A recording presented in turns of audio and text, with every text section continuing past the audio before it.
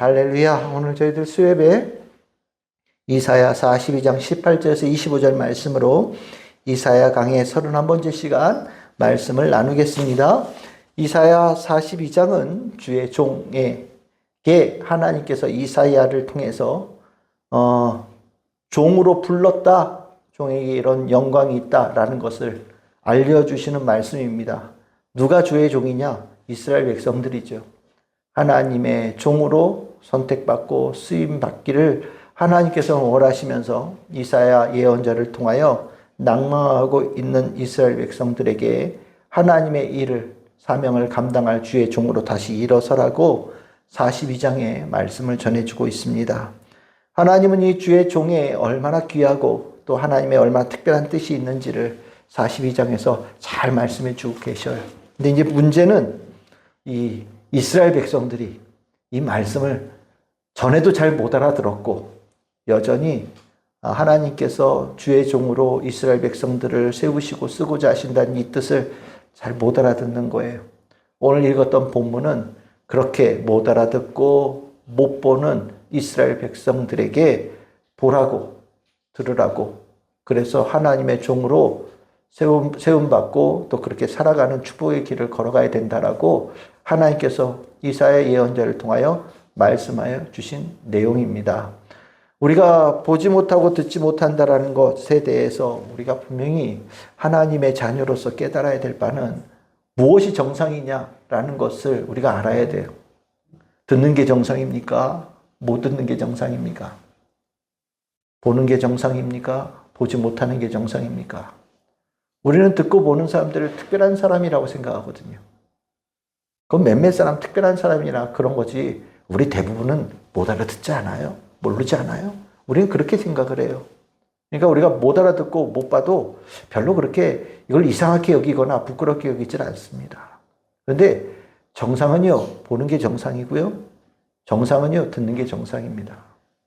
하나님은 하나님의 계시를 모든 이들에게 주셔요. 계시를 주시면서 알아듣고 보게끔 만드셔요. 우리가 특별한 사람들만 보고 특별한 사람만 듣는다라고 한다면 우리 가지고 있는 성경, 정말로 이거는 성경을 제대로 읽을 수 있는 눈만 가진 사람이 성경을 이해하겠죠.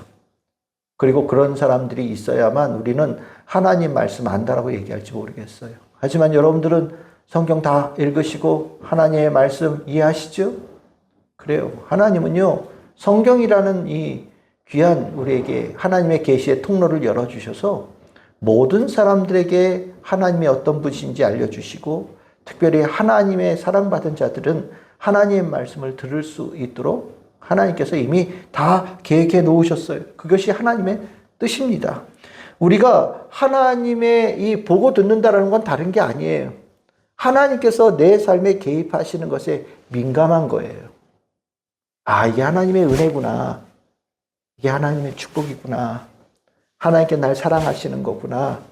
하나님께서는 내 삶을 돌아보고 계시는구나. 내가 하나님의 품속에 있구나. 성령께서 나와 함께 하시는구나. 이런 것을 우리가 느끼는 거예요. 말씀을 읽으면서도 나의 부족함을 깨닫게 하시든지 아니면 말씀을 읽으면서 내가 이전에 미처 깨닫지 못했던 것을 알려주시는 은혜를 입는다든지 하나님의 말씀을 정말 이 말씀을 왜 주셨을까 궁금했을 때 오늘 누군가 만나는데 이 말씀을 저분에게 전하라고 하나님께 나에게 이 말씀을 미리 읽게 하시고 마음에 품게 하셨구나 라는 것을 깨닫는 이런 모든 것들이 하나님께서 내 삶에 임재하시고 개입하셨다는 증거죠. 이것을 깨닫는 자는 보고 듣는 거예요. 하나님과 내 삶이 굉장히 밀접한 연관 속에 살아가고 있다는 걸 아는 게 보고 듣는 거거든요. 우리가 이게 정상이에요. 하나님께서 여러분들의 삶을 돌보고 계신다는 거 다 알고 계시죠? 하나님께서 내 삶을 아주 세밀하게 관심을 두고 지켜보신다는 거 알고 계시지요? 내가 먹고 입는 거, 고민하는 거 이미 다 알고 계시면서 하나님께 구할 때 기도하는 자에게 풀어주신다는 거 우리 다 알고 계시지요? 우리 기도하면서 실은 우리가 기도 부탁하고 설할 때는 얼마나 급하면 기도 부탁하겠어? 이런 생각할지 모르지만 기도하면 진짜로 기도하면 풀려요. 근데 그걸 경험할 때마다 깜짝깜짝 놀래요. 이게 늘 경험하는 건데도, 어쩜 그게 신기하죠. 기도하면 풀어주셔요. 그걸 새삼스럽게 이렇게 느끼면서 하나님 감사합니다 라는 마음이 내 안에서 더 깊이 올라오거든요. 민감한 거예요. 이게 보고 듣는 거예요. 하나님을 본다라는 건 하나님을 느끼는 겁니다. 하나님께서 내 삶에 하나님의 굳센 오른팔의 능력이 내 삶에 개입하고 있다는 것을 내가 깨닫는 거예요. 우리가 내 힘으로 사는 것 같아 보여도 실은 그렇지 않잖아요. 하나님 없이 우리는 살 수가 없다는 거 알고 있잖아요. 그것을 하나님께서는 이스라엘 백성들에게 알기를 원하신 거예요. 이들이 어디에 있다고요? 포로지에 끌려가 있다고 얘기를 해요. 가장 어려운 때예요. 가장 힘든 때예요. 가장 괴로운 때예요. 그곳에 있는 이들, 그 괴롭고 힘든 그 과정 속에서 하나님과 분리되어져 있다라고 그들은 생각할지 모르겠어요. 하나님께서 자신들을 버렸다라고 생각할지 모르겠어요. 근데 하나님은 아니라는 거예요. 난 너희들이 가는 곳에 늘 함께 있었다라고 말씀하시고,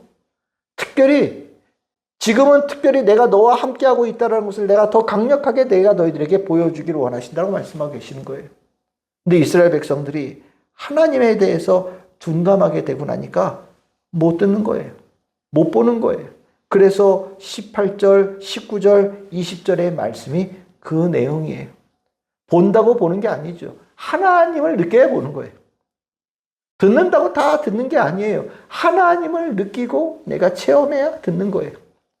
우리가 오늘 제대로 보고 들어 살았느냐, 제대로 듣고 살았느냐는 내가 오늘 내 삶 속에 하나님을 얼마나 느끼고 하나님이 그 임재의 그 개입하심을 내가 얼마나 깊이 마음속에 간직하고 살았느냐로 가늠이 될 수 있는 거예요.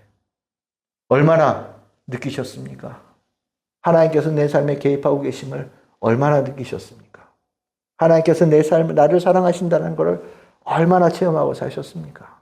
하나님은 그것을 우리가 늘 느끼고 항상 듣기를 원하셔요. 그게 정상이라. 그게 정상이라고. 그 정상인 삶이 축복의 삶이에요.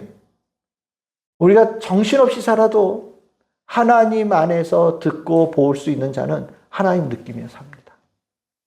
그래서 이 마음속에 하나님에 대한 인식이 있으니 입에 나오는 것도 찬양이고 이 입에서 기도가 나오고 마음속에 하나님 사랑하는 마음이 내 안에 살아있죠. 그걸 하나님께서 원하신다는 거예요. 이 정상인 신앙이 되어져야 그 다음에 뭐가 되는 거죠. 저는 우리 성도님들이 지식은 우리의 삶의 진정한 눈을 열어주고 귀를 열어주는데 턱없이 부족합니다. 하나님을 느껴야 제대로 보는 거고 하나님을 느껴야 제대로 듣는 겁니다. 우리 성도님들이 하나님을 더 많이 느끼고 더 많이 하나님의 임재에 개입하심을 체험하면서 더 넓게 보고 더 깊게 보고 항상 크게 주의 말씀을 듣고 그 힘으로 살아가는 우리 성도님들이 꼭 되시기를 주님의 이름으로 축복합니다. 그렇게 듣고 그렇게 살아야 되는데 그럼을 통해서 하나님께서는 주의 종으로 삼고자 하시는데 하나님께서 이스라엘 백성들이 그 모습에 너무나도 부족하다라고 얘기를 해요.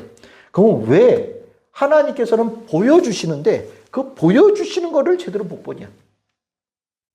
하나님께서 듣게 해주시는데 왜 듣는 것을 제대로 못 듣는다라고 얘기를 하냐? 이건 이런 거예요. 하나님께서 제가 늘 하나님께서 나에게 말씀하시는 것은 선하신 하나님께서 의로우신 하나님께서 나를 사랑하셔서 주시는 말씀이에요. 그치요? 나를 축복하시기 위해서 주시는 말씀이에요. 그렇게 보고 그렇게 들으면 그게 제대로 보고 듣는 거예요. 하나님은 나 괴롭히려고 생각 요만큼도 없으시고요. 하나님은 나에게 뭔가 짐을 지어주면서 하나님 가지고 있는 짐을 우리에게 떠넘기시면서 아유 힘들어하는 모습 보시면 즐겨하시는 분이냐 그런 것뿐 아니셔요. 하나님은 우리가 잘 되기를 원하시고 하나님은 우리가 더 나은 삶을 살기를 원하시고 하나님의 말씀의 표현으로 따지면 하나님은 우리를 존귀하게 하기를 원하셔요. 그것이 오늘 21절에 나오는 말씀이에요. 하나님은 우리 이스라엘 백성들을 존귀하게 하시려고 하신다. 그래서 뭐를 맡기신다? 주의 종의 사명을 맡기려고 하신다라는 거예요. 그런데 이스라엘 백성들이요. 참 이 야가 빠졌는지 주의 종이라는 이 주의 일을 하는 거에 대해서 존귀라는 단어로 연기를 시키지 않는 거예요. 하나님의 일을 하는 거에 대해서 하나님께서 이 일을 통하여서 나를 존귀하게 하시려고 하시는구나 이런 생각을 갖지 않고 하나님의 일을 이렇게 맡기신다는 얘기를 듣고 나서 이 일을 세상이라고 섞어버리면 생각을 해가지고 귀찮은데 힘든데 나 지금도 할 일 많은데 뭘 일을 더 맡기시려고 그래? 라는 생각으로 하나님께서 주시는 일, 하나님께서 내 삶에 개입하시는 것을 약간 색안경을 끼고 보는 거죠. 그러다 보니까 이것을 하나님께서 뭐라고 그러시냐? 눈이 있어도 보지 못하고 귀가 있어도 듣지 못한다. 봤는데 못 본 거고 들었는데 못 들은 거다라고 말씀하시는 거거든요. 우리가 하나님이 의롭고 선하시다고 완전히 믿는 사람은 내 삶을 하나님께 다 맡기는데 두려움이 없어요.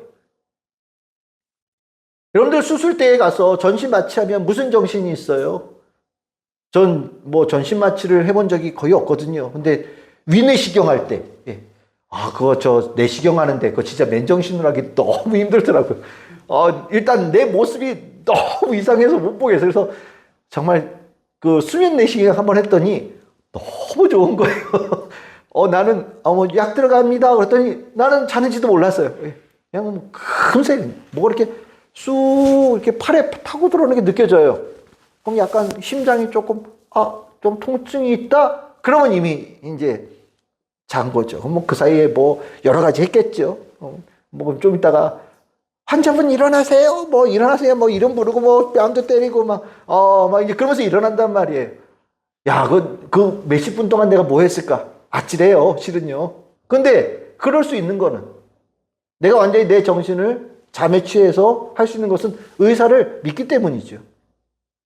그 3, 40분을 그 사람들한테 내 삶을 맡기는 거거든요. 하나님이 나에게 하시는 일이 선하고 의롭고 공의롭고 축복고 존귀하게 되어지는 일이라는 것을 아는 성도는 내 삶을 하나님께 맡기는데 두려움이 없어요. 하나님께 주신 말씀을 정말 못 들어서 안달이죠. 하나님께서 하시는 말씀을 내가 못 알아들을까 봐 걱정인 거지, 그 말씀을 이걸 나한테 왜 했는지, 이 말씀이 좋은 말씀이니, 나에게 무슨려고 하신 말씀이 따지지 않아요. 묻고 따지지 않아요. 세상에 아무리 묻고 따지는 사람일지라도 하나님 앞에서는 묻고 따지지 않아요. 그런데 영적으로 무감각해지면 하나님 앞에 자꾸 따져요. 이게 나한테 좋게 하신 말씀이야? 나를 괴롭히려고 하신 말씀이야? 나를 좋게 하시려고 하신 말씀이야? 힘들게 하시려고 말씀이야? 하나님 말씀 앞에서 계속해서 판단하는 자로 쓰는 거거든요. 그렇게 되어지면 하나님 그 일을 맡기시면서 우리를 존귀하게 하시려고 하는 그 목적이 성취가 될 수가 없는 거예요. 저는 하나님은 모든 사람들에게 하나님의 영광스러운 일을 다 나누어서 감당하게 하기를 원하셔요. 왜? 그 일을 하면서 그 일을 하는 사람이 존귀하게 되어지는 자기 때문이에요. 하나님은 그 일을 주시면서 다 기대하시는 거예요. 이 일을 통하여서 저 사람이 더 존귀한 자가 되어지고 더 영광스러운 자가, 복받는 자가 되어지기를 원하시는 계획 속에서 일을 맡기시는 거거든요. 그건 저한테도 매한가지예요. 모든 사람들에게 다 매한가지예요. 사모에게도 매한가지고 다 똑같은 거예요. 우리는 그것을 내가 하나님께서 주신 일을 내가 정말 제대로 알아듣고 그것에 대해서 받아들인 자가 되어지는 그것이 내가 제대로 하나님의 임재와 개입을 제대로 느끼고 있는가 느끼지 못하는가에 대해 중요한 판단의 기준이라는 것을 이 말씀을 통해서 우리가 알아야 되는 거예요. 영적으로 무감각한 자들, 잘못되어진 자들은 하나같이 똑같이 사명을 작게 여깁니다. 하나님께 주신 일은 이렇게 귀한 뜻을 가지고 주셨는데 받는 사람은 요만한 일로 여기든지 아니면 짐처럼 여겨요. 가치를 못 느끼는 거죠. 그러다 보면 하나님께서 주신 일의 사명에 대해서 이런 표현이 좀 어떨지 모르겠어요. 건방 떨어요. 내가 해주면 하나님께 득되는 거고 내가 안 하면 하나님께 무슨 내가 안 하면 하나님 손해지 이런 거 있잖아요. 하나님 앞에 막 건방 떨어요. 그건 하나님을 모르는 사람들이 하는 거예요. 분명히 기억할 것은 저도 그렇고 여러분들도 그렇고 사명을 잊으면 영광도 사라지는 거예요. 이거는 여러분들에게만 해당되는 게 아니라 저에게도 똑같이 해당되는 거예요. 목사가 사명을 잊어버리면 영광도 사라지는 거예요. 사명, 굉장히 귀한 거예요. 하나님이 높고 귀한 분이라는 걸 알면 하나님께서 맡기신 일 당연히 충성을 다해서 하겠죠. 그렇죠? 근데 하나님을 우습게 여기면 그 우습게 여긴다라는 그 마음이 뭐에서 나타나느냐? 하나님께서 주신 일에 대해서 갖는 태도가 안 좋아요. 이걸 조금 다르게 표현하면 사단은 우리에게 영적으로 못 듣고 못 보는 자로 만드는 데 항상 관심이 있거든요. 멀어지게 하는 거죠. 하나님과 우리 사이를 어떻게 하든 조금이든 멀어지게 만드는 게 사단의 목표잖아요. 그 하나님의 그 뜻을 어기는 일에 사단이 관심을 가지면서 하나님의 사람들에게 일어나는 중요한 일이 뭐냐? 사명에 대해서 작게 여기게 만드는 일을 사단이 해요. 참 못된 겁니다. 저도 이 부분은 유심히 봐요. 개인적으로. 하나님께서 맡기신 일을 어떻게 대하고 있는가? 그 사람이 가지고 있는 영적인 상태예요. 하나님께서 그에게 아무리 좋은 뜻으로 개입하셔도 그 사람은 그것을 제대로 받아 누릴 자격이 없는 거죠. 그러다 보니까 어떻게 됩니까? 영광이 사라지는 거예요. 그 뒤에 21절, 22절, 23절, 24절까지 다 그 내용이에요. 뭔가 제대로 안 돌아가면서 하나님께서 그에게 주려고 했던 연기와 영광이 사라지는 거예요. 누가 뺏어가는 거예요. 영광스러운 존재가 옥에 갇히는 존재가 되어지고 하나님께서 존귀케 하신 자가 누군가에게 탈취당하는 자로 전락되어지는 거예요. 이 전락되어진 상태가 왜 내가 이 상태로 전락되어졌는지를 영적으로 무감각한 사람들은 이유를 못 찾아요. 근데 이사야 예언자는 알려주는 거예요. 뭐라고요? 너희들이 하나님께서 주신 사명을 소홀히 여겨서 너희들이 이렇게 추락한 거야 라고 가르쳐 주는 거예요. 결국 이 이야기는 이스라엘 백성들이 다시 회복되어지는 길은 어디에 있다라는 겁니까? 사명의 회복에 있는 거죠. 하나님께서 그들에게 맡기신 일을 그 사명감을 회복할 때 그들의 존재도 회복되어지는 거예요. 하나님께서 그에게 맡기고자 하시는 종의 그 귀한 영광을 그들이 아멘으로 감사로 기쁨으로 받아들일 때 비로소 그들이 회복되어지는 역사가 일어나는 거예요. 이 부분을 이스라엘 백성들이 못 알아듣다 보니까 하나님은 이 부분을 회복시키기 위해서 25절에서 뭐를 쓰시느냐? 24절과 25절에서 징계를 사용하신다라고 얘기하는 거예요. 깨달으라고. 깨어나라고. 무엇을요? 내가 잘못되어진 것이, 내가 이렇게 추락되어진 것이 하나님께서 나에게 맡기신 사명을 우습게 여겨서 내가 이렇게 추락된 거구나 라고 깨우치라고 하나님께 징계를 주신다라는 거예요. 이 징계를 통해서 하나님께서 무엇을 원하시느냐? 주의 종으로 보고 듣는 자가 회복되어지기를 원하시면서 주시는 거죠. 그러니까 우리 주일날 성경 공부했지요. 욥이 고난당했잖아요. 그렇죠? 고난은 다들 나쁜 거라고 생각을 했어요. 고난은 나쁜 거야. 이게 전제예요. 고난에는 좋은 거라고는 하나도 찾을 수 없는 거예요. 고난이라는 게 그런 거예요. 그러다 보니까 잘못된 거라는 걸 딱 전제해 놓고 보니까 그럼 욥이 뭘 잘못했을까? 라고 찾아 나선 거죠. 넌 뭐 잘못했니? 잘못했으니까 이런 일이 났을 거 아니야? 그럼 만약에 뭘 찾으면 어떻게 되겠어요? 넌 그래서 이렇게 고통당하니까 너는 지금 당하는 고통이 당연한 거야 라고 얘기가 되겠죠. 근데 하나님께서 욥에게 주신 이 고난은 그보다 훨씬 더 범주가 크다라는 거잖아요. 하나님이 고난을 통해서 하나님의 사랑이 개입되어지고 하나님의 뜻이 개입되어지면서 이 고난 안에 하나님의 뜻을 깨달을 때 고난 속에도 축복이 있고 고난 속에 더 큰 하나님의 위대한 성취가 있다라는 것을 이 욥기를 통해서 우리에게 알려주는 거거든요. 깨닫느냐 깨닫지 못하느냐의 문제지, 고난은 이렇게 따지면 하나님의 축복의 문으로 들어서든 전환점이 될 수 있는 귀한 기회가 될 수 있는 거거든요. 이스라엘 백성들 지금 너무 힘든 상태예요. 포로제에 끌려간 지 오래됐고 정말 낮은 신분으로서 그 땅에 살아가고 있어요. 하나님은 그들을 이렇게 둔 것을 하나님께서 하신 징계라고 얘기를 하고 있고요. 이 징계를 통해서 하나님의 사랑과 계획을 깨닫는 기회가 되어야 된다고 가르치고 있는 거예요. 결국 주의 종의 영광으로 나아갈 수 있는 자들은 이 기회를 잡을 때 가능한 거죠. 우리가 어려울 때 기도합니다. 힘들 때 기도해요. 그 기도를 통하여서 하나님께서는 우리들의 삶에 하나님의 세심한 사랑의 증거들을 보여주셔요. 그것을 통해서 하나님께 영광을 돌리는 자가 되어지고 하나님의 그 맡기신 사명을 다시 내가 회복하고 내가 더 하나님의 일에 충성을 다하겠습니다 라는 마음을 갖게 되어질 때 그 고난은 순식간에 어딘가 사라지고 하나님께서 내 삶에 새로운 기회, 축복의 길을 확 열어주신 갑절의 기회로 축복으로 주신다는 거거든요. 이스라엘 백성들에게 그 뜻을 전하고 계셔요. 우리가 이 하나님의 뜻을 잘 이해해야 됩니다. 이사야 42장은 중요한 장이에요.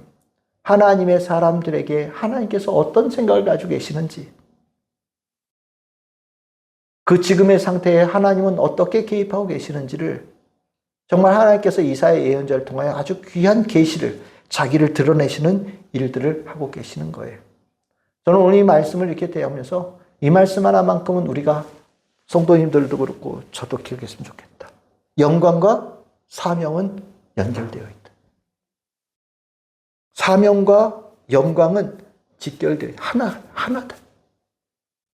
우리가 주님 앞에서 하나님께 나에게 맡기신 사명, 늘 언제나 소중하게 내가 해야 될 일, 나에게 맡겨질 영광으로 우리가 붙잡아야 되고요.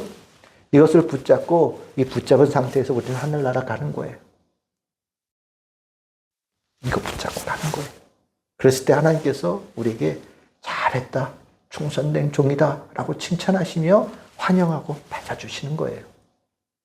저는 우리 참 즐거운 교회 성도들이 믿음도 물론 당연히 훌륭하고 말씀도 당연히 충만하지만 하나님께서 이제 우리가 믿음이 어느 정도 성장해서 하나님께서 다 개인적으로 주신 사명을 잘 수행하고 그 사명을 잘 감당하면서 하나님께서 존귀하게 하신 축복을 많은 이들에게 증거하고 그 모습으로 하나님께서 부르실 때 할렐루야 부르며 하나님의 품으로 들어가는 우리 모든 성도들, 우리 참 즐거운 게 모든 지체들 되기를 주님의 이름으로 축복합니다.